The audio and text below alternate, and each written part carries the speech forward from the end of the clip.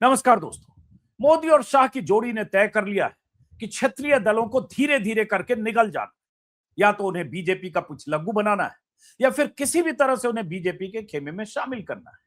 मोदी और शाह की जोड़ी ने तय कर लिया है कि साम दाम दंड भेद सारे हथकंडों का इस्तेमाल करके गैर बीजेपी पार्टियों को तोड़कर उनके विधायकों और सांसदों को अपने पाले में खींचकर बीजेपी का झंडा बुलंद करना है, और इसके लिए चाहे कुछ भी करना पड़े। चाहे विपक्षी नेताओं के पीछे ईडी, इनकम टैक्स या सीबीआई जैसी एजेंसियों को छोड़ना पड़े, चाहे चुनाव आयोग का गैर वाजिब तरीके से इस्तेमाल करना पड़े, किसी भी तरह के हथकंडे अपनाने से गुरेज नहीं करना है। ताजा मामला बंगाल का है। बंगाल चुनाव के नतीजों के बाद ममता बनर्जी का पूरा कुनबा बिखर गया। सांसद टूटे, विधायक टूटे, पार्षद टूटे। टूटने वालों की तादाद इतनी बड़ी हो गई है कि ममता बनर्जी के पास टीएमसी लीडरशिप का बहुत छोटा हिस्सा बचा रह गया। कल जब दिल्ली में विपक्षी गठबंधन की बैठक हो रही थी, तभी दिल्ली में ममता बनर्जी की पार्टी के 12 से 16 सांसदों की तरफ से पाला बदलने का ऐलान किया जा रहा था। हालांकि दावा किया जा रहा था कि हमारे साथ 2/3 सांसद हैं।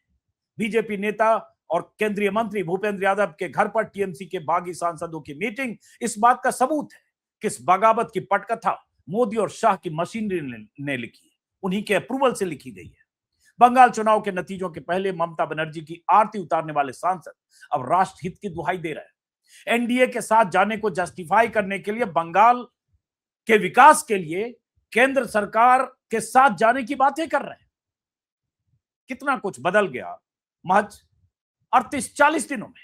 बीजेपी की पूरी बैकिंग बागी सांसदों के साथ है और ममता बनर्जी की पार्टी को लूट कर उन्हें कमजोर करने की पटकथा, जैसा कि मैंने शुरू में कहा, दिल्ली से लिखी जा चुकी है। टीएमसी के 80 विधायकों में से 58 विधायक पहले ही टूट चुके हैं। लोकल बॉडीज में भी बड़े पैमाने पर टूट की खबरें आ रही है।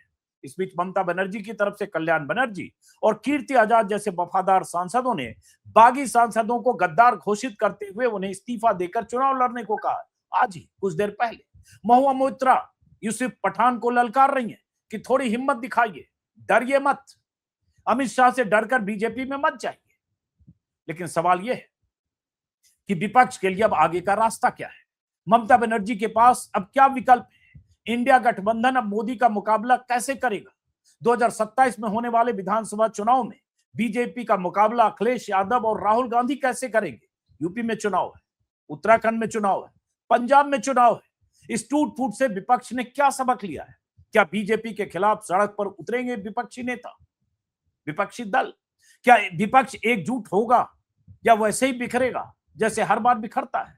ऐसे सवालों का जवाब जानने के लिए हमारे साथ दो खास मेहमान हैं, शीतल पी सिंह और कुरबान अली। आप दोनों का बहुत बहुत स्वागत है। शीतल जी और कुरबान अली जी, दोनों को हमारे दर्शक जानते पहचानते होंगे।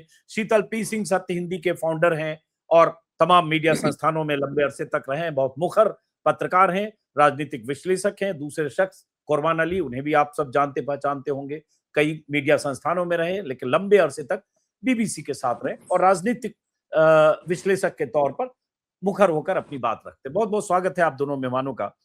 पहला सवाल मेरा शीतल जी आपसे है, जो भूमिका में मैंने बात कही। देखिए, संयोग कि कल दिल्ली में विपक्षी गठबंधन की बैठक थी और उसी वक्त ऑपरेशन लोटस भी था, उसी वक्त टीएमसी के बागी सांसदों के साथ बैठक बीजेपी के मंत्री के यहाँ और शुभेंदु अधिकारी की वहां मौजूदगी। ऐसा ही तब हुआ था जब शायद बेंगलुरु में एक बैठक थी इंडिया गठबंधन की, और तब पहली बार एनडीए के घटक दलों को उसमें बुलाया गया था। लगभग 2.5 दर्जन घटक दल, जो कभी प्रधानमंत्री मोदी की तस्वीर भी नहीं देखी, आमने सामने चेहरा नहीं देखा, वो सब आए थे। तो कैसे देखते हैं, एक बहुत बड़ी चुनौती अब विपक्षी दलों के सामने है और ये ममता बनर्जी का तो एकदम कहें तो पूरा कुनबा बिखर गया और अब 8-9 महीने बाद चुनाव है बाकी राज्यों। देखिए, ऐसा है कि जो हमने 91 के बाद अपने देश में, वैसे तो दुनिया में वो सब चल ही रहा था, उदारीकरण की नीति ली है। मोदी जी के समय में वो आके बिल्कुल सेंट्रलाइज्ड इकोनॉमी वाली नीति हो गई है और उनके कुछ दोस्तों के पास देश के सारे एसेट, सारा धन, सारी कैपिटल ये जा रहा है। तो ऐसे में ऐसा नहीं हो सकता कि एक और जो चीजें सेंट्रलाइज हो जाए फाइनेंशियली और पॉलिटिकली वो डिसेंट्रलाइज्ड रहे और हम बड़ी आजादी रहे, फेडरल रहे मामला और राज्य की पार्टियां रहे और वो भी सरवाइव करती रहे, बहुत सारी रहे, नहीं हो सकता, क्योंकि इकोनॉमी चीजों को तय करती है। इकोनॉमी इस समय उसकी जरूरत है कि एक तो पॉलिटिकल फोर्स, उसने सब चीजें एक प्रधानमंत्री कार्यालय में निहित कर ली है। कहने को तो मंत्रिमंडल है, कहने को पार्टी है, बहुत सारी चीजें हैं, लेकिन हम आप सब जानते हैं और प्रैक्टिकली देख रहे हैं कि ये सारे फैसले जो हैं किस स्तर पे हो रहे हैं और कहाँ से होते हैं। एक एक इवन अब तो म्युनिसिपल कॉर्पोरेशन के भी प्रचार में क्या सामग्री जाएगी वो पीएमओ के यहाँ से तय होके आती है। तो ये जब सेंट्रलाइजेशन हो गया है इकोनॉमी का, जिसका असर अब सारे दूसरे एरियाज में पड़ रहा है, तो रीजनल पार्टीज की भूमिका नहीं रह जाएगी। और दूसरे उसके और भी कारण हैं। इसी दौरान ये भी हुआ कि इन पॉलिटिकल पार्टियों के पास और स्टेट्स वगैरह में बहुत सारा धन आया। जब हम लोग तो काफी पहले से पत्रकारिता कर रहे हैं और चीजें देख रहे हैं, तो इसके पहले राजनीति में इतना धन प्रयोग नहीं, धन था और धन निश्चित तौर पर कांग्रेस और इन सब के पास ही ज्यादा था, जनसंघ वगैरह थी, ये लोग ज्यादा खर्च करते थे। लेकिन फिर भी ये इस तरह से नहीं था जिस तरह से ये अब है। अब तो एडीआर की रिपोर्ट कंफर्म करती है कि हमारे 86% एमपी जो है वो सब करोड़पति हैं। जो 14% है वो इसलिए है कि वो रिजर्वेशन की वजह से आदिवासी और दलितों में से टिकट देने पड़ते हैं। उनमें से बहुत से अभी गरीब रह गए हैं या रह जाते हैं कई बार, या अभी सीख रहे हैं चीजें। बाकी सब लोग तो सिर्फ करोड़पति लड़ सकते हैं। एक ऐसे देश में जहां 70% आबादी बेहद गरीब है, 83 करोड़ 82 करोड़ लोगों को 5 किलो अन्न दे के जिंदा रखा जाता हो, 50% से ज्यादा औरतें रक्ताल्पता के शिकार हैं, 40% से ज्यादा बच्चे कुपोषण के शिकार हैं, वैसे देश में सारे एमपी करोड़पति हैं, सारी राजनीतिक पार्टियां खरबपति हैं। तो ये तो दौर ही बदल गया। नहीं और नहीं, लेकिन इसके लेकिन लेकिन लेकिन सर, ये जो दल बदल करके सब अभी एनडीए के साथ जा रहे हैं, ये कुपोषण के शिकार लोगों का भला करने या गरीब लोगों का भला करने तो जा नहीं रहे। अब ये सब नहीं, 4 मई के पहले उधर थे, ममता बनर्जी की हाँ, आरती उतारते थे, अचानक उनको राष्ट्रवाद दिख रहा है, अचानक उनको हाँ, बंगाल का विकास दिख रहा है, अचानक ममता बनर्जी अराजक हो गई, कुशासन हो गया। तो ये मौका परस्ती है, उससे ज्यादा बीजेपी की पीछे से चाबी, डर, चाबुक और केस मुकदमे से बचने की एक बेचैनी है। इसको कैसे देखते हैं आप शीतल जी?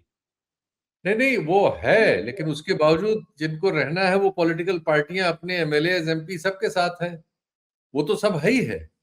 लेकिन 99 एमपी इस समय कांग्रेस के साथ है ना, उसमें भी टूट फूट हुई है ना अभी इसके बावजूद, इसलिए कि वो दूसरी सेंट्रलाइज्ड पार्टी है, या दूसरी आप कहें कि एक बड़ी पार्टी है जिसका पैन इंडिया कैरेक्टर है।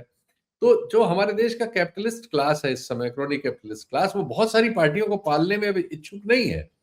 बीच में पल गई, बहुत सारे लोकल इश्यूज थे, वो कुछ दिन चल गया, मामला हो गया। अब वो चाहता है कि एक दो पार्टियां रहे, उनको उनको हैंडल करना हो, और नहीं तो एक ही रहे, तानाशाही आ जाए तो उनको कोई, वो खुश है इससे। बल्कि उनके फैसले बहुत न्यूक्लियस लेवल पे होने चाहिए। तो ये जो भगदड़ है, ये सब स्वार्थ की भगदड़ है। एजेंसीज वगैरह क्यों, एजेंसी से डर इनको क्यों है? इसलिए है कि ये सब के सब लोगों ने बहुत पैसा चोरी कर रखा है। राज्यों में जो 17 बैठे हैं, 25,000 30,000 करोड़, 15,000 करोड़, 50,000 करोड़ वाले लोग हैं। पूरी राजनीति खड़े खड़े मायावती जी की हमें पता ही नहीं कि कहाँ है भी कि नहीं है। बाकी जो लोग हैं, लालू परिवार पूरा मुकदमों में फंसा हुआ है। अन्य जो लोग हैं वो भी उसी तरह से हाल में है। कहीं कहीं कोई अपवाद है, लेकिन उन अपवादों के साथ दूसरे लोग होते हैं। जैसे ममता जी खुद स्लीपर पहनती हैं और सूती साड़ी पहनती है, लेकिन एक भतीजा है उनका जो बाकी सारी चीजें करता है, वो एजेंसीज के रडार पे है। और लगभग उनके मंत्रिमंडल के आधे के से ज्यादा सदस्य तमाम घोटालों में रहे हैं। और किसी के यहाँ 48 करोड़ की रकम निकलती है, किसी के 32 करोड़ की निकलती है, किसी के यहाँ नोटों के बंडल पूरे ऊपर से नीचे तक फ्लैट्स में भरे रहते हैं। और सबसे ज्यादा चंदा जो बॉन्ड का था बीजेपी के बाद ममता बनर्जी की पार्टी को मिला था। वो तो हम लोगों के सामने है ना, उनके सूती धोती पहनने से क्या होता है। और आईपैक को कोई कौन अफोर्ड कर सकता है? आईपैक को तो कांग्रेस अफोर्ड नहीं कर पाई। आईपैक को अफोर्ड किए हुए थी 19-20 से लगातार, अभी इस चुनाव तक उनके पास थी रेगुलर बेसिस पे। तो ये सब कहाँ से आता है?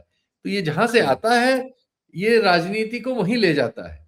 बाकी हम नैतिकता की बातें कर सकते हैं, कानून की बातें कर सकते हैं, ये सब अब बेमतलब के शब्द हैं। पूरा सुप्रीम चलिए। कोर्ट आपका हाँ। ऑस्टेरिटी के जमाने में आपका पूरा सुप्रीम कोर्ट लंदन में वो बैडमिंटन खेल रहा है। हमसे कहा जा रहा है तेल कम खाओ, तेल कम डलवाओ गाड़ी में, सोना मत खरीदो साल भर, विदेश यात्रा मत करो, और बाकी जो है पूरे मंत्रिमंडल, पूरे जुडिशरी को हम सुप्रीम जुडिशरी को यहाँ से लाव लश्कर लेके तमाम बड़े वकीलों को हमारा विधि मंत्रालय पाउंड में पे करके, वो कोई छोटे होटलों में रुके हुए हैं, वो सब ऐसे होटलों में रुके हुए हैं जिसकी कीमत सुन के एक भारतीय आदमी चलिए, तो ठीक है, ठीक है। घबरा जाए। हाँ। कुरबान अली, आप कैसे देखते हैं? देखिए, मैंने इसलिए भूमिका में आने वाले चुनाव की भी बात की, जिसमें अभी 2022 में यूपी चुनाव है, 2027 में, माफ करें, पंजाब चुनाव है, उत्तराखंड है। लेकिन जिस तरह से सिर्फ 35 दिनों में ऑपरेशन हो गया और 2 तिहाई सांसद, मोटे तौर पर दावा किया जा रहा है, हालांकि उसमें 2 4 5 कम हो तो वो भी पूरे हो जाए तो कोई आश्चर्य नहीं। असेंबली में तो हो ही गया, पार्षदों की पूरी लिस्ट आ रही है कि लोकल बॉडीज में मैं देख रहा हूँ, कोलकाता नगर निगम, बैरकपुर, भाटपाड़ा, गरुलिया, हाली शहर, कांची, डायमंड हार्बर, सब जगह पार्षदों के इस्तीफे हो रहे हैं। मेखलीगंज नगर पालिका, लंबी लिस्ट है। और ये सब अचानक कायांतरण हो रहा है, सब बीजेपी की तरफ जा रहे हैं। ऐसे ही बंगाल में जो बीते 4 5 दिनों से हो रहा है, इसको कैसे देखते हैं? इसको, जैसे उन्होंने एक व्याख्या की शीतल जी ने, क्रोनिक ऑफ कैपिटलिज्म और कैपिटलिस्ट ऐसा नहीं चाहते, सिर्फ वो देखें, या मोदी और शाह की वो ललक एन केन प्रकारेन बुलडोज करके हमारा ही सिक्का, हमारी सत्ता होनी चाहिए। ऑडियो। जी, मेरा हाँ, ख्याल बोलिए। है कि जो आखिरी बात आपने कही, मुझे उसमें ज़्यादा सदाकत नज़र आती है, क्योंकि भारतीय जनता पार्टी एक ज़माने में अपने आप को पार्टी विद ए डिफरेंस, चाल, चरित्र और चेहरे की पार्टी कहती थी, और आडवाणी जी का बड़ा एम्फेसिस रहता था इन जुमलों पर। और उस वक्त तक, जब तक कि पार्टी भ्रष्ट होनी शुरू नहीं हुई, उसमें एक सच्चाई भी नज़र आती थी कि हाँ, बीजेपी शायद इसी तरह की पार्टी है। वो किसी तरह की ख़रीद फ़रोख्त नहीं करती, वो किसी तरह की धांधली नहीं करती, वो बहुत ही एक नैतिकता वाली पार्टी है। लेकिन 2014 के बाद की जो भारतीय जनता पार्टी है, उसने तो अपने सारे कीर्तिमान एक नए कायम किए हैं। और उसमें अभी तो बात हो रही थी कि उन पार्टियों को तोड़ते हैं जो हार जाती हैं चुनाव, जिसमें ममता बनर्जी ताज़ी मिसाल है। लेकिन हमने तो कर्नाटक और मध्य प्रदेश में सत्ताधारी कांग्रेस पार्टी को तोड़ करके अपनी सरकार बनाते हुए बीजेपी को देखा है। तो उनका फोकस बहुत साफ है कि हमें पूरी तरह से कंट्रोल रखना है और एब्सोल्यूट कंट्रोल रखना है। अब अभी जो महीने भर पहले हुए चुनाव के नतीजे आए, तो उससे एक नैरेटिव ये बना देश में कि साहब चुनावों में धांधली की गई, एसआईआर की जो एक्सरसाइज की गई, उसमें ज्ञानेश कुमार ने उसको सप्लीमेंट किया, सुप्रीम कोर्ट ने भी उनकी मदद की, और 27 लाख लोगों के वोट कटे।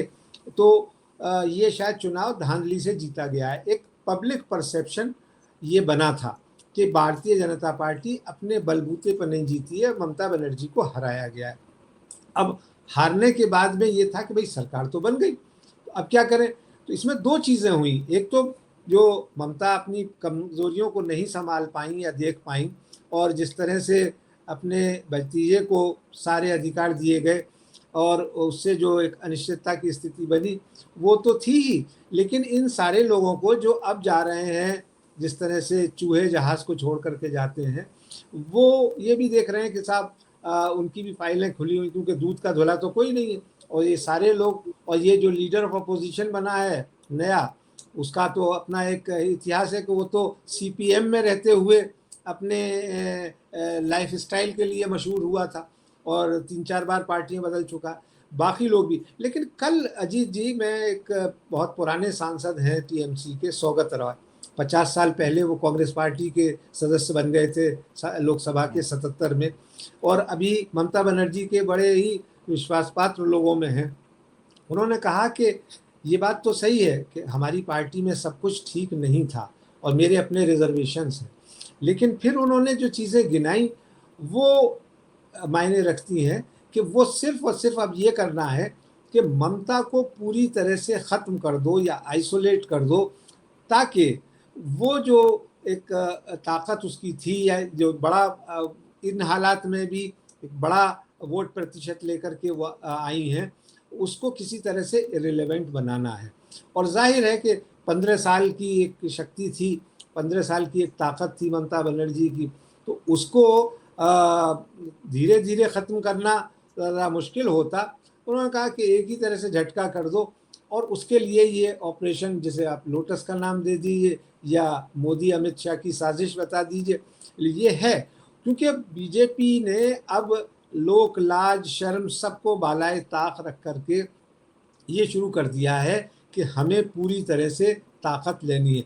लोकसभा चुनावों के जो नतीजे, जिनमें वो 240 सीटों पर सिमट गए थे और बड़ी मुश्किल से दूसरे क्षेत्रीय दलों की मदद से उन्होंने सरकार बनाई, वो अब ये चाहते हैं कि हमारी जो अब जो कानून लाने वाले हैं उनको पारित कराने में संसद में दिक्कत ना हो, और उसके लिए ये जो सारे क्षेत्रीय दल हैं जहाँ जहाँ से टूट सकते हो टूट लें। अब जाहिर है कि ये सब वल्नरेबल हैं। ज़्यादातर आजकल सभी राजनीतिक दलों में कोई मर्यादा और सिद्धांत की राजनीति तो रह नहीं गई है। सब लोगों का मकसद पैसे कमाना हो गया है, तो वो उनके पीछे फिर ये भी डर लगा रहता है कि भाई सीबीआई और ईडी हमारे दरवाजे पर दस्तक ना दे, इसलिए बेहतर है कि संघम शरणम गच्छामि। और उसका ये आसान तरीक़ा है कि एक तरह से एनलार्ज एन ब्लॉक जाइए तो आसानी भी रहेगी। इसीलिए विधानसभा में 58 सदस्य जो कि शायद 60 भी से ऊपर हो जाएं वो चले जाएंगे, और सांसदों में भी 28 में से 18-20 की बात चल रही है। वो और भी तादाद बढ़ सकती है, क्योंकि जाहिर है कि यूसुफ पठान जैसे लोगों का बंगाल से क्या लेना देना, वो गुजरात से आए थे, तो जाहिर है कि उनको भी कुछ दिखाया गया होगा, और हर एक की फाइल तो आजकल तैयार रहती ही है। ये बड़ा आसान हो जाता है, और इससे बीजेपी जो एक मैसेज देने में कामयाब होगी कि देखिए साहब, ममता से तो अपना घर ही से नहीं संभाला गया, तो वो बंगाल को क्या संभाल पाती। और इसलिए हमारी जो सारी खुराफातें हैं, जो सारी हमने हरकतें की हैं, उन पर एक चादर पड़ जाती है कि हमने तो साहब बहुत अच्छे तरीके से चुनाव लड़ा है और ठीक ढंग से हम चुनाव जीत करके आए हैं, इसलिए हमारे ऊपर कोई सवालिया निशान नहीं लगाया जाना चाहिए। मुझे लगता है कि यही ज़्यादा एक सोची समझी इस साजिश का एक आउटकम दिखाई देता है। एक चीज बताइए शीतल जी, ठीक है कि अब विपक्ष के सामने देखिए, ये बातें हमने 2023 में भी की थी, 2024 के चुनाव के पहले, लेकिन एक स्थिति आई कि इंडिया गठबंधन बना, एक स्थिति आई कि बीजेपी कहां 400 पार के सपने देख रही थी, नारे दे रही थी, और 240 पर सिमट गई, और यूपी में तो 43 सीटें अखिलेश और कांग्रेस ने जीत ली। लेकिन उसके बाद कैसे बिखराव हुआ आप सबने देखा, केजरीवाल तो तुरंत गए और भी आपस में टूट फूट, और इसी ममता बनर्जी ने किसी तरह से इंडिया गठबंधन की ताकत को या उस सामूहिकता को एक्सेप्ट ही नहीं किया, और लगातार उसमें दरार डालने के बयान भी आए। अब सवाल उठता है, अब तो ममता बनर्जी को भी अपनी हैसियत और अपनी स्थिति समझ में आ रही होगी, जब पैरों के नीचे से जमीन खींच ली गई, क्या पता उनके साथ 8 सांसद भी बचे रह जाएं या नहीं। तो अब यहां से सबक क्या है, चाहे ममता बनर्जी हो चाहे विपक्ष हो। लेकिन पहले ममता बनर्जी की बात करें, क्योंकि बहुत अहम भूमिका ममता बनर्जी की थी, जो इंडिया गठबंधन में बिखराव हुआ और टकराव हुआ, और अब कल भागी भागी जिस ढंग से आई, और हार के बाद से जो उनके सकारात्मक बयान आ रहे हैं विपक्षी एकजुटता को लेकर। ममता बनर्जी की जो सामर्थ्य थी वो वहां 29% जो मुसलमान हैं वो थी। वहां की राजनीति, और देश में राजनीति बहुत ज्यादा हिस्सों में मुसलमान और हिंदू करते हैं। मुसलमान एक क्योंकि यहाँ अल्पसंख्यक हैं तो उनके भीतर एक संगठित रहने का भाव रहता है। कहीं भी अल्पसंख्यक जो जहाँ होते हैं वो तुलनात्मक रूप में उनमें एक फियर साइकोसिस होती है, और उसकी वजह से वो एकजुटता उनमें होती है। धार्मिक आधार पे हो, क्षेत्रीय आधार पे हो, लैंग्वेज के आधार पे हो, बहुत सारे आधार इसके हो सकते हैं। तो वो एकजुटता वहाँ ऐतिहासिक कारणों से पहले से बनी हुई है बंगाल में। तो उनकी राजनीति में वो जिस तरफ शिफ्ट कर जाते हैं उस तरफ चीजें शिफ्ट हो जाती हैं। ममता बनर्जी की सामर्थ्य वो थी। अब वहां मुसलमान क्या करेगा, इस पर ममता बनर्जी का भविष्य। ममता बनर्जी के पास न कोई विचार है न कोई आचार है। उनके सूती पहन के चलने से कुछ नहीं है। 5% वोट अगली बार नहीं मिलेगा, अभी 40 है। वही वो 29% का ब्लॉक इधर शिफ्ट होगा, वो देखेगा कि वहां की परिस्थिति क्या है, वो किसके साथ रहे। कांग्रेस एक देश में इमर्ज कर रही है, वही नजर भी आएगी भविष्य में। तो हो सकता है कि पूरा एन ब्लॉक कल से कांग्रेस वहां तगड़ी नजर आने लगे आपको, क्योंकि वो 29% का एक ब्लॉक, बहुत बड़ा ब्लॉक है। वहां की सारी राजनीति, ममता बनर्जी हवा थी, आप में से बहुत सारे दिल्ली में उनको तूफान बताते थे, मैं तो उनको हमेशा कहता था कि वो ताकत हमेशा कही है मुस्लिम बेस की ताकत थी, क्योंकि वहां इतना बड़ा संख्या, अब केरल में है 45-46% अल्पसंख्यक लोग हैं, मुसलमान और ईसाई मिला के, इसलिए वहां सब सुनहरा सुनहरा बचा हुआ है, वरना 2 मिनट नहीं बच सकता। ये कारण है, मूल कारण ये है। इनकी जगह बाकी सुपरफिशियल बातें, बेस स्ट्रक्चर इससे बना हुआ है, तो बेस स्ट्रक्चर उनका अगर शिफ्ट करेगा, कांग्रेस की ओर मान लीजिए शिफ्ट करना, उसने वो शिफ्ट करता है, लेफ्ट के साथ था, फिर वो शिफ्ट हुआ, वहां 1-2 कांड ऐसे हो गए थे, और उनमें पॉलिटिक्स ऐसी होती है, उनकी अपनी धार्मिक पॉलिटिक्स है, जिससे वो लेफ्ट से कोई उनको बहुत मोहब्बत नहीं रहती। तुलनात्मक रूप में वो अभी केरल में भी लेफ्ट को कम वोट देते हैं, अकलियत वाले कांग्रेस को वोट देते हैं, वहां चाहे ईसाई हो चाहे मुसलमान हो। मुस्लिम लीग वहां है ही है कांग्रेस के साथ, 22 सीट जीती है केरल में।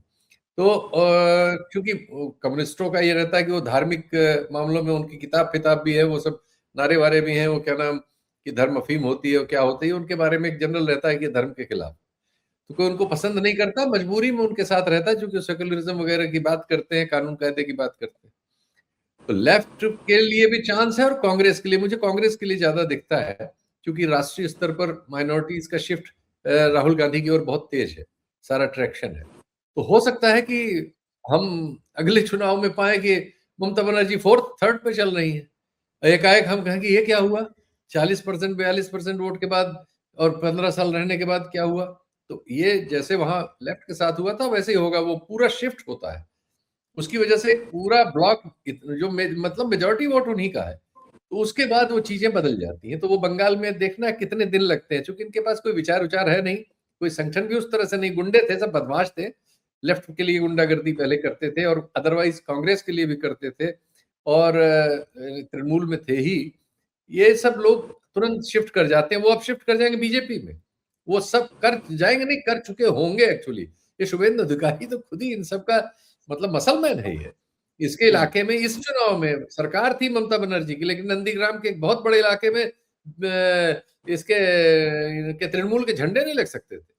तो ये नंदीग्राम का जो पूरा मूवमेंट हुआ था उस समय, खजूरी से गोली वोली चलाने में सब इसी के लोग होते थे। तो ये बहुत मतलब एक ठीक ठाक आप कह सकते हैं बीजेपी को बैट मिल गया था। तो अब बंगाल में एकदम ये खत्म, बहुत जल्दी खत्म हो जाएगा मुझे लगता है कि ममता बनर्जी नाम का जो चक्र है, अरविंद केजरीवाल की तरह एकदम अर्श से फर्श वाला मामला होने वाला हो गया है एक्चुअली। मैं तो उसको देख पा रहा हूँ बड़े आराम से। तो एक तरह से आप ममता बनर्जी का मर्सिया लिख रहे हैं, शीतल पी सिंह ममता बनर्जी नहीं, मैंने तो आपको कहा, मैं ममता बनर्जी का नहीं, देश की हर विपक्ष की राजनीति का, किसी का आज है किसी का कल है। हमारे उत्तर प्रदेश में भी होने दीजिए चुनाव ना, थानेदार पीट पीट के चुनाव जिता देगा, यहाँ चुनाव आयोग उधर की ओर देखेगा या व्यवस्था करेगा, और क्यों नहीं करेगा। जिस राज्य के नेता अपने पूरे जीवन के साथी और कठिनाई में है, आजम खां से जेल मिलने नहीं जा सकते, राजनीति क्या करोगे भाई, पीट करने से राजनीति होगी। तो ये कोई खड़ा नहीं हुआ, तो कम से कम राहुल गांधी साफ साफ कह रहा है, अपने लोगों से कह रहा है कि मुसलमान पे हो रहा है तो मुसलमान का नाम लेके कहो भाई, उसके खिलाफ अगर उसको पीटा जा रहा है, मारा जा रहा है, वो हो रहा है, तो ये हिम्मत करनी पड़ेगी। राहुल गांधी हिम्मत दिखा रहा है, क्रोनी कैपिटल के सामने भी खड़ा है, इश्यूज पे खड़ा है, और उसने सही सोशल जस्टिस का प्लैंक पकड़ा हुआ है। अगर वो ईमानदारी से अपनी पार्टी में उसको इम्प्लीमेंट कर पाया, जो ब्राह्मण पार्टी है, वैसे मुश्किल है बहुत चीजें कर पाना उनके लिए, और अभी तक मुश्किलें आ रही हैं, लेकिन वो एम्फेसिस कर रहा है। अगर वो कर ले गया तो वही विकल्प बनेगा, आज बने, 15 साल बाद बने, 10 साल बाद बने, 5 साल बाद बने, बाकी अब किसी के लिए राजनीति में कोई गुंजाइश नहीं है। सबको अपने अपने हिस्से का अपने अपने राज्य में हिसाब मिल जाएगा, जो जब जहां इन लोगों के सामने आएगा उसको मिल जाएगा। कुर्बान अली जी, आप क्या देख रहे हैं? जैसे शीतल जी का मैं देख रहा हूं, उनका रुख है कि अगर देखें बीजेपी के बरक्स अगर कोई मजबूत विकल्प है राष्ट्रीय स्तर पर तो कांग्रेस ही है, जैसा वो कह रहे हैं। और रीजनल पार्टियों के साथ जो हो रहा है, या अखिलेश यादव पर भी सवाल शीतल पी सिंह ने उठाए कि जिस तरह से विपक्ष को लड़ना चाहिए, ठीक है बीजेपी के साथ मशीनरी है, चुनाव आयोग है, ईडी है, एजेंसियां, तमाम चीजें, और बेशुमार दौलत है, पैसे की कोई कमी नहीं है, फंडिंग की। लेकिन विपक्ष क्या उस तरह से लड़ रहा है जैसे लड़ना चाहिए? यूपी की ही बात करते हो शीतल जी, सवाल उठ रहे हैं, आप यहां से कैसे देखते हैं राजनीति को? अजीत जी, मैं बड़े अदब के साथ अपने अजीज दोस्त शीतल जी से असहमत हूँ इस मामले में कि उन्होंने ममता बनर्जी की जो ऑबिचुरी अभी लिखी, 3 चुनाव ममता बनर्जी ने जीते स्पष्ट बहुमत के साथ। पहले चुनाव में तो जो वहाँ 34 साल से वामपंथ था, वाम मोर्चा था 4 दलों का, उसको सफाया किया। वाम मोर्चे के बारे में भी यही कहा जाता था कि वाम मोर्चा जो है वो सिर्फ मुसलमानों के बलबूते पे सरकार में जीतता है, 30% मुसलमान है। और अब यही बात कह दी गई ममता बनर्जी के बारे में। पिछले 2 चुनावों में, मैंने पहला तो 2011 के छोड़ दीजिए, उसमें ममता आई थी, और उसके बाद जो जीती चुनाव, उन चुनावों में तो उनका सीधा मुकाबला भारतीय जनता पार्टी से था, और उसमें कांग्रेस पार्टी ने और लेफ्ट पार्टीज ने कोई कसर नहीं छोड़ी ममता बनर्जी को कमजोर करने के लिए। कौन लड़ रहा था भाई वहाँ उस वक्त भारतीय जनता पार्टी से बंगाल में पिछले 10 वर्षों में? तो इसका मतलब ये कि वो एक बबूला था ममता बनर्जी, तृणमूल कांग्रेस का कोई आधार ही नहीं था। उसके जितने भी जो 25-30 सांसद जीतते थे वो हवा में आते थे, और अब जो जीत करके आए और अब जिन पर डकैती पड़ गई है तो वो पड़नी ही थी। ये कंक्लूजन मेरे ख्याल में ज़रा सतही है, ये निष्कर्ष निकालना।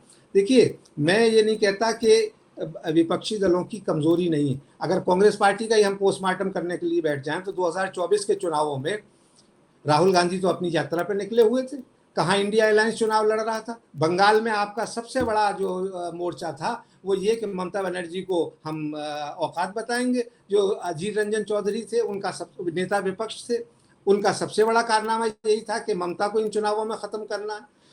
केरल में आप लड़ते हैं अपने नेचुरल एलाइज लेफ्ट पार्टीज के साथ में, और कल ये सारी बातें उठी उस इंडिया अलायंस की मीटिंग में कि भाई आप हमें आरएसएस का एजेंट बता देते हो, आप हमारे ऊपर हर तरह के आरोप लगा देते हो। यानी इसकी भी मर्यादा और शर्म नहीं रखते कि आप जिनके साथ में आज बैठे हुए हो, कल तक आप उन्हें गालियाँ दे रहे थे। मतलब वो गालियाँ तो कम से कम भारतीय जनता पार्टी ने भी लेफ्ट पार्टीज को नहीं दी। आप ठीक है कि दोनों प्रतिद्वंदी थे, चुनाव हो रहा था, चुनाव लड़ते, लेकिन इस हद तक जा करके। लेकिन सवाल ये है कि क्या कांग्रेस पार्टी सुरक्षित रह पाएगी? कांग्रेस पार्टी का हश्र हम देख चुके हैं। कर्नाटक में सत्ता में रहते हुए उन्होंने सत्ता गंवाई है। हम मध्य प्रदेश में देख चुके हैं कि सत्ता में रहते हुए सत्ता गंवाई, और राजस्थान और छत्तीसगढ़, जिसको पिछले चुनाव में कहा गया था कि वहाँ तो कांग्रेस पार्टी दोबारा लौट के आ रही है, कोई फॉरगॉन कंक्लूजन है, सब लोग मान के बैठे थे, वहाँ हश्र क्या हुआ? तो क्या कांग्रेस पार्टी अपने आप को बचा पाएगी? इस वक्त ये राष्ट्रीय संकट की घड़ी है कि एक तरफ एक करंट डिस्पेंसेशन है सत्ताधारी, वो अपने हर हरकत से, हर बेजा काम से इस देश की राजनीति को, उसके सिद्धांतों को, उसकी विचारधारा को, खास करके वो राष्ट्रीय आंदोलन की विचारधारा जिसके आधार पर संविधान बना है, उसको खत्म और चौपट कर देना चाहती है। लेकिन उसको मददगार कौन साबित हो रहा है और कौन उससे सही मायने में लड़ रहा है, इसकी भी पहचान होना बहुत ज़रूरी है।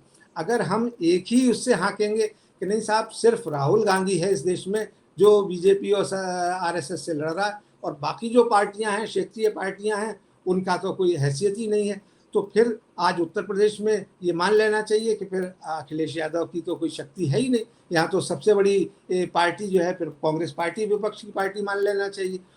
तो ये मेरा मानना है कि ज़रा हमारा सतही आकलन होगा।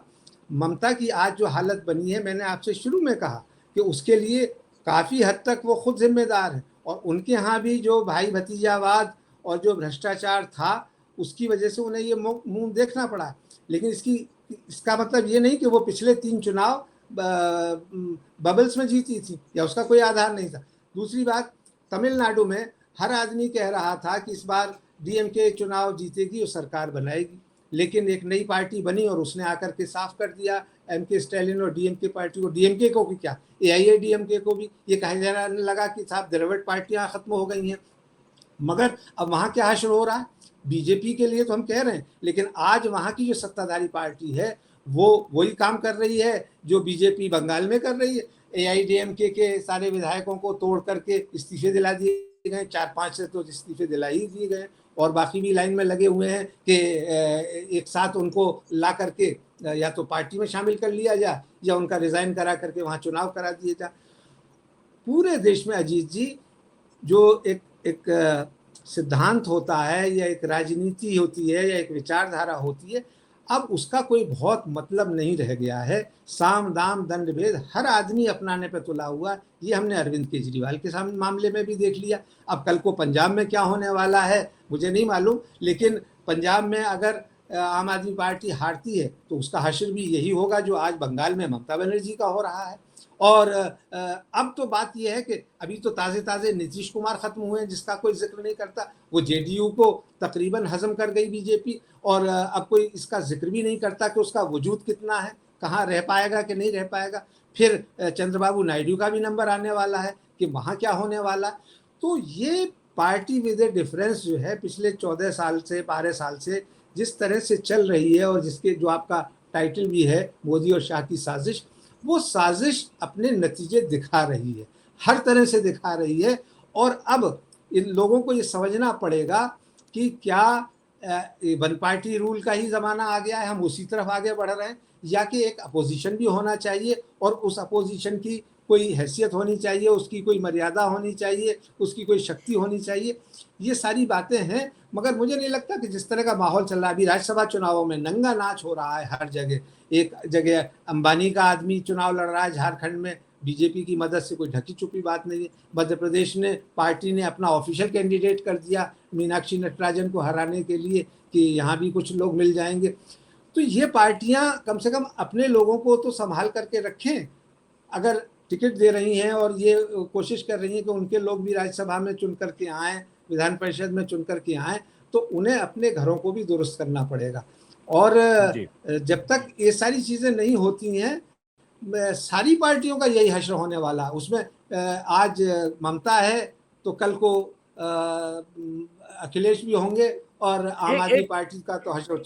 कुर्बान जी, एक छोटा सा सवाल उसका शीतल जी के पास जाओगे। देखिए, ममता बनर्जी नो डाउट मोदी और अमित शाह के सामने चैलेंजर की तरह लड़ी, और जाहिर है सरकार 3 चुनाव जीतना कोई मामूली बात नहीं है। लेकिन सवाल ये उठता है, ममता बनर्जी का जो एरोगेंस था या जो एक रवैया था कि पश्चिम बंगाल में जो है ममता बनर्जी हैं, और उनके पास चूंकि सांसदों का बड़ा जत्था है, 215-16 सीटें पिछली बार जीत गई, तो जो तरीका था ममता बनर्जी का इंडिया गठबंधन में बात करने का या कांग्रेस से बात करने का, जैसे आपने कहा कि अधीर रंजन चौधरी का बयान वैसे ही इंपोर्ट करके यूसुफ पठान को लेके आई ममता बनर्जी गुजरात से। अधीर रंजन तो हार गए, इस बार यूसुफ पठान भी पता चला कि जाने वाली महुआ मोइत्रा ललकार रही है कि अगर हिम्मत है तो डरना मत, डर के अमित शाह के डर से बीजेपी में जाना मत। और ममता बनर्जी ने ऐलान किया था चुनाव के समय कि कांग्रेस 40 सीटें भी नहीं जीतेगी, अगर शायद मुझे याद है 40 या 25 कुछ बोली थी। तो और वो ममता बनर्जी की देखिए, जिस दिन से नतीजे आए उसी दिन से उनको राहुल जी का फोन आया, फलना जी का फोन आया, इंडिया गठबंधन का फोन आया, विपक्ष सारे हम एकजुट है। ये क्या ममता बनर्जी का बयान आपने उसके पहले, चुनाव नतीजे के पहले कभी देखा था? पहले तो ममता बनर्जी की तेवर देखिए, पैर पटकती थी इंडिया गठबंधन के नेताओं के की शख्सियत और लीडरशिप के सवाल पर भी।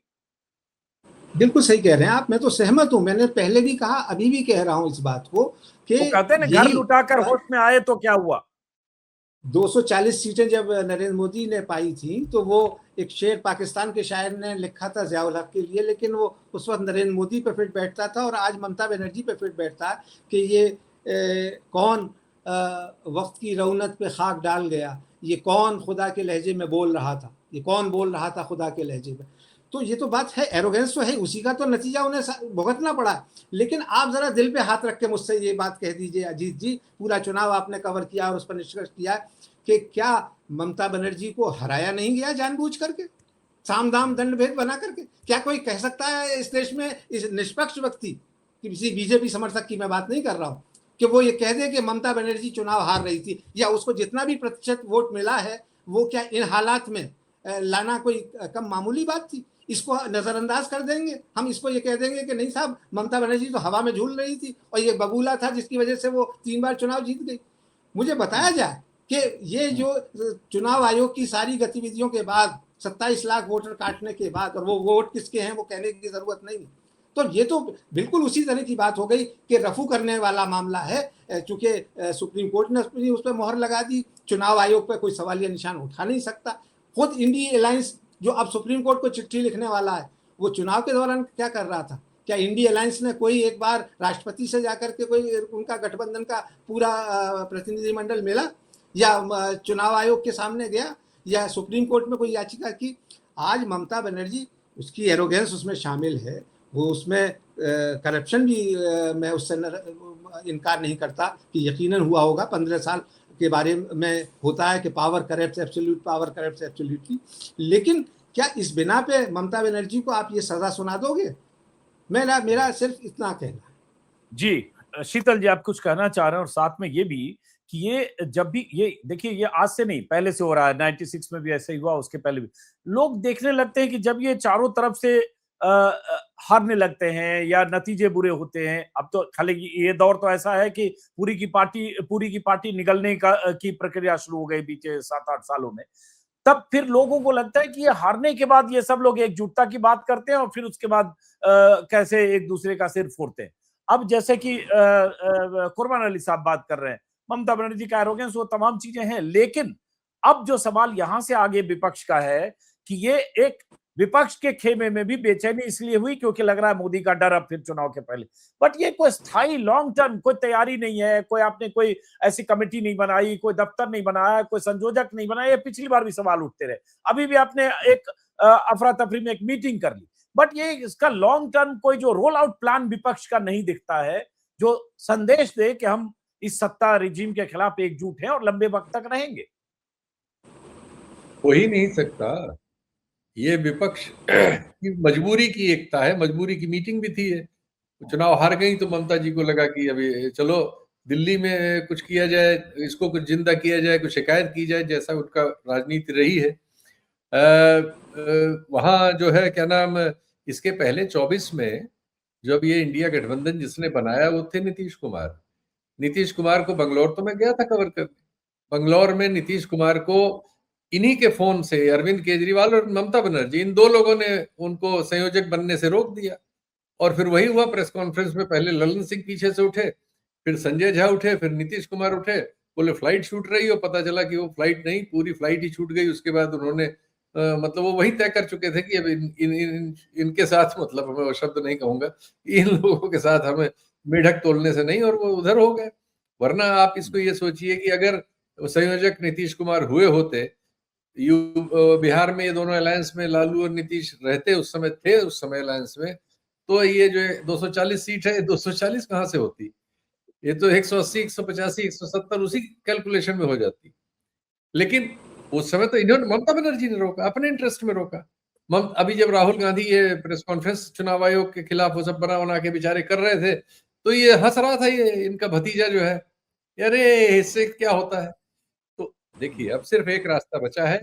अगर उस रास्ते पे कोई चल, ये तो सिर्फ दोसा पार्टियां हो सकती हैं। 2 महीने बाद हैदराबाद में बैठिए, डोसा इडली खा लीजिए, एक प्रेस नोट दे दीजिए, उसके बाद चले जाइए। या तो इन खाली जगहों को अराजकता भर देगी। वो काकरोच हो सकती है, मच्छर हो सकती है, कुत्ता हो सकती है, बिल्ली हो सकती है, शेर, गाय कुछ हो सकती है, या पता लोकल ये डिस्टर्बेंसेस हो सकते हैं। या फिर राहुल गांधी की समझ में ये हिंदी में अगर आ जाएगा कि ये जितने उनके साथ हैं इनमें से कुछ को छोड़ के बाकी सबको उनके कमाए हुए मीट में हिस्सा चाहिए, बड़ा वाला। राहुल गांधी को अब नीति और नेता, खुद को नेता घोषित करना पड़ेगा या करवाना पड़ेगा, और एक नीति बनानी पड़ेगी कि ये 5 चीजें हम मांग रहे हैं। सोशल जस्टिस होना चाहिए, अल्पसंख्यकों, दलितों, इन पे जो अत्याचार हो रहे हैं इनमें ये होना चाहिए, देश में कानून का राज होना चाहिए, संविधान का, जो भी वो कहते हैं। और क्रोनी कैपिटल के बारे में हमारा ये स्टैंड है। उनके अलावा उनकी पार्टी में कोई अडानी का नाम नहीं लेता। अभी तो उनको अपनी पार्टी में ही बड़ी लड़ाई है, लेकिन रास्ता और कोई है ही नहीं। इस देश को फिर से एक आंदोलन में जाना पड़ेगा, और कोई, वरना यहाँ कोई चेंज वेंज नहीं होने वाला। चीजें और सेंट्रलाइज होती चली जाएंगी और वो उस स्टेज में पहुंच जाएंगी जैसे रूस में है कि कथित तौर पर चुनाव होते हैं और लेकिन विपक्षी नेता तो डिसअपियर हो जाते हैं, या जहर खिला दिया जाता है, या जेल में मर जाते हैं, पत्रकार मार दिए जाते हैं। तो सारी चीजों का गला घोंट दिया जाता है, लेकिन कहा जाता है कि हम लोकतांत्रिक हैं। तो लगभग उस तरह की सिचुएशन देश में बन चुकी है ऑलरेडी। अभी एक आध, मतलब एक किला बचा है उत्तर प्रदेश, बाकी तो सबको मिल ही गया राशन। उत्तर प्रदेश का और चुनाव हो जाने दीजिए, उसके बाद ये सब, ये भाई जब ये 2023 मार्च में सुप्रीम कोर्ट ने फैसला दिया और उस फैसले के बाद सरकार ने उस फैसले को उल्टा टांग दिया और अपने मन का चुनाव आयुक्तों की नियुक्ति का कानून बना लिया, तो कोई लड़ने नहीं आए। सब बैठे थे, अपने अपने राज्य के मुख्यमंत्री बन के बैठे हुए हैं। मैं कई लोग जानता हूं, सब अपने अपने राज्य में मुख्यमंत्री से नीचे नहीं, उनके यहाँ आने वाला भी कहता है बस आप हो जाने दीजिए चुनाव, आपकी आ ही रही है सरकार, मैं तो वहां से आ रहा हूं, वहां तो 5 की 6 सीटें आपकी आ रही हैं। ऐसे ही लोगों से घिरी हुई ये जमाते हैं, खूब ढेर सारे पैसे हो गए हैं सबके पास, होटल चल रहे हैं यहाँ वहां बाहर, अंदर इन्वेस्टमेंट्स हैं, और ये सब बहुत खरबपति लोग हो गए हैं कि कोई किसी के लिए लड़ने वाले नहीं है, सिर्फ बड़ी बड़ी कुर्सियां देख रहे हैं जो इनसे जा रही हैं। ये उस चीज को दीवार पे लिखा देख नहीं पा रहे हैं कि देश में तानाशाही आ चुकी है, तुम्हारे लिए कोई सांस लेने की जगह नहीं है। लेकिन अभी भी गलतफहमियों के शिकार हैं, तो एक आध जगह जो बचे हैं उनको भी गलतफहमी दूर हो जाने दीजिए, उसके बाद हम भी हैं, आप भी हैं, सब हैं। राहुल गांधी के लिए चांस है, उनकी 27-28% की एक्सेप्टेंस है इस देश में, और अभी उनकी ओर अल्पसंख्यक, दलित, ये सब थोड़ा बहुत देखते हैं कि शायद वो करे। और कुछ ऐसे लोग जो लिबरल हैं, डेमोक्रेट्स हैं, और जिन्होंने 78 साल की आजादी का सुख लिया है, तो सोचते देश करीने से चलना चाहिए, उनमें उनकी एक्सेप्टेंस है। तो वो अगर एक आंदोलन जैसी चीज का साफ साफ बना के कुछ करेंगे तो शायद उसमें कोई भविष्य है, वरना तो कोई भविष्य मुझे दिखता नहीं। चलिए देखते हैं, क्लोजिंग कुछ कहना चाहते हैं कुर्बान अली? हालांकि देखिए राहुल गांधी, एक आपने बात सही कही कि और हम लोग भी कई बार नोटिस करते हैं कि राहुल गांधी जिन मुद्दों को उठाते हैं, चाहे संविधान से जुड़ा मुद्दा है, संविधान खतरे में मुद्दा हो, चाहे वो जाति जनगणना हो, चाहे अडानी को लेकर हमले हो, उनकी पार्टी की जो कार्यकारिणी है, राष्ट्रीय कार्यकारिणी और सीडब्ल्यूसी के मेंबर उन शब्दों का इस्तेमाल नहीं करते हैं। उनके भाषण, उनके एजेंडे को वही आगे बढ़ा के नहीं ले जाते। ठीक है, बहुत सारे जो लाइक माइंडेड पॉलिटिकल एनालिस्ट है या जो संविधान में यकीन रखने वाले लोग हैं वो बात करते रहे, तो उनकी पार्टी में ही उनका एक्सेप्टेंस नहीं। ठीक है, अलग बात है 100 के आसपास का आंकड़ा पहुंचा 44-52 होते हुए, लेकिन क्या राहुल गांधी एक ऑल्टरनेट पर बिना रीजनल फोर्सेज को लिए हुए वैसी मजबूती आने वाले समय में होगी? क्लोजिंग रिमार्क कुर्बान अली जी साहब। जी, मैं आपके सवाल का जवाब दूं उससे पहले आप जो दूसरी बात कह रहे थे, मुझे याद आया कि 1985 में जब राजीव गांधी को 410 सीटें मिली थी और कश्मीर से कन्याकुमारी और कच्छ से कोहिमा तक कांग्रेस पार्टी का राज था और अपोजिशन इसी तरह से ध्वस्त पड़ा था, तब उदयन शर्मा रविवार के संपादक बने थे और उसकी पहली कवर स्टोरी राजकिशोर ने लिखी थी, जिसके पे फोटो थे चरण सिंह, जगजीवन राम, चंद्रशेखर, बहुगुणा वगैरह वगैरह, और उसका शीर्षक था वे फिर एक होंगे। तो उस वक्त तक विपक्ष का यही रहा था कि कांग्रेस खिलाफ आंदोलन होता था, गैर कांग्रेसवाद चलता था। अब गैर भाजपावाद के नाम पे राजनीति हो रही है, लेकिन वो चल नहीं पा रहा है। राहुल गांधी के बारे में जो आपने बात कही, देखिए अभी कांग्रेस पार्टी उसको पचा नहीं पाई है कि इस देश में कोalition का दौर आ चुका है और वो अभी रहने वाला है, वो जाने वाला नहीं है। आपको अपने बलबूते पर पूरे देश में सिंगल लार्जेस्ट पार्टी के तौर पर कांग्रेस पार्टी सरकार बना पाएगी, कम से कम मैं उसका ख्वाब नहीं देख पाता हूँ। और आज भी रीजनल पार्टीज जो हैं वो इम्पोर्टेंट हैं, उनको लेना पड़ेगा उनके साथ में। और फिर कोalition पॉलिटिक्स का जो धर्म है वो वही धर्म है जो ज्योति बसु ने 32 साल निभाया था, कि आरएसपी और फॉरवर्ड ब्लॉक जैसी छोटी पार्टियों को भी लेकर के वो साथ चलते थे। भले ही सीपीएम को स्पष्ट बहुमत मिल जाए, उनको मंत्रिमंडल में भी जगह मिलती थी और बाकी जगह भी। जब तक आप अपनी लार्ज हार्टेडनेस नहीं दिखाएंगे, टॉलरेंस नहीं दिखाएंगे, तब तक आप देश के 27-28% के नेता हैं, हो सकते हैं और उससे ज़्यादा भी हो जाए, लेकिन आप सबसे बड़े नेता इस या ऑल्टरनेटिव नरेंद्र मोदी के तब तक नहीं हो सकते जब तक आप सारी पार्टियों को लेकर, जिनके साथ आप कल बैठे थे कॉन्स्टिट्यूशन क्लब में, उनके साथ दिल मिला करके नहीं बैठेंगे। उत्तर प्रदेश का चुनाव आने वाला है, खुदा खैर करे, क्या होगा गठबंधन को लेकर के, कितनी लड़ाई होगी, फिर वो पुराने 2 लड़कों का फोटो दिखेगा या अलग अलग चुनाव होगा, ये देखने वाली बात है। चलिए, बहुत बहुत शुक्रिया शीतल जी, बहुत बहुत शुक्रिया कुर्बान अली जी। देखते हैं अब ये नए सिरे से ये सिलसिला शुरू हुआ विपक्षी दलों की बैठक का, ये सिलसिला आगे कैसे परवान चढ़ता है। बहुत बहुत शुक्रिया आप दोनों का, नमस्कार। जय हिंद।